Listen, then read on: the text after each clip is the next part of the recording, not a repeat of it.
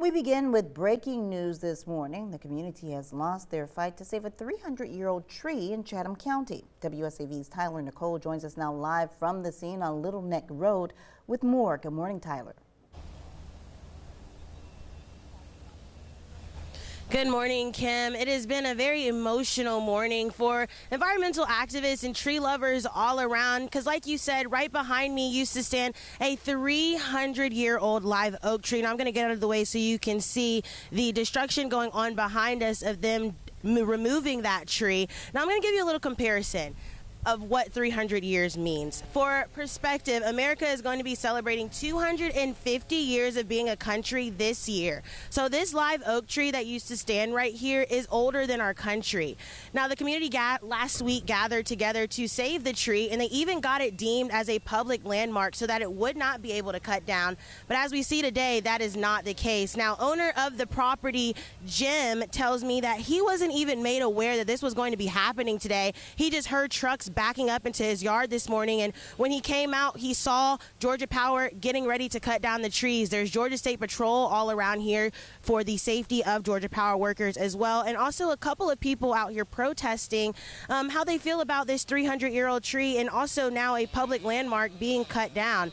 So the power company, Georgia Power, says that the reason this tree has to come down is to place high voltage transmission lines where that tree is, and that the lines are going to help with infrastructure upgrades. So coming up at 4 and 5, we're going to hear from the owner of the house and other protesters about how they say they were treated today during this removal of these live oak trees. So reporting live in Savannah, Tyler Nicole, WSAV News 3. On your side, I'm going to send it back to you in the studio. Thank you, Tyler. Of course, we'll pass along any updates throughout the day on our website at WSAV.com. Tyler will also have a full recap, as she mentioned, this afternoon, beginning on First News at 4. Lawmakers are taking a major step to improve how children learn to read. The Georgia House of Representatives has passed a sweeping education package aimed at boosting early literacy across the Peach State.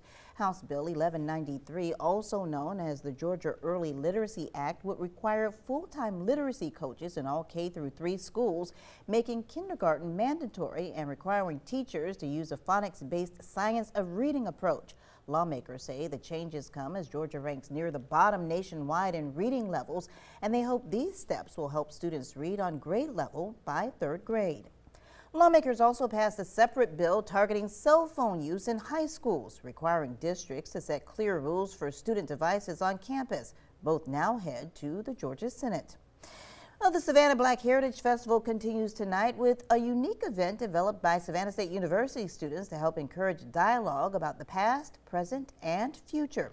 The WW Law Lecture Series presents the Red Record Unearthing Our Unsung Powerhouse. It will be held from 6 until 7:30 at Jenkins High School. The event will encourage attendees to reflect on history and become more involved and engaged to address issues affecting our community today. It also pays tribute to Wesley Wallace Law, one of the most influential local civil rights activists who also founded the Savannah Black Heritage Festival back in 1988, which WSAV is a proud media sponsor.